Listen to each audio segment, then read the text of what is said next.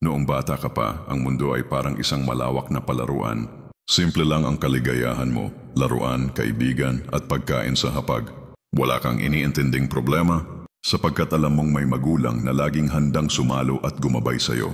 Ngayon, matanda ka na at ramdam mo na kung gaano kabigat ang responsibilidad. Hindi na laro ang buhay, kundi laban na kailangan mong harapin araw-araw. Noon, ang iniisip mo lang ay paano ka mag-i-enjoy. Ngayon, iniisip mo na kung paano ka makakasurvive, paano ka makakatulong, at paano ka magtataguyod ng sarili mong pangarap. Pero tandaan mo ito, huwag mong pagsisihan ang pagtanda.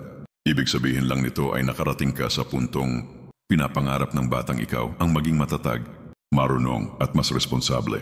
Kung noon ay nangangarap ka lang, ngayon ay may kakayahan ka ng tuparin ang mga pangarap na iyon.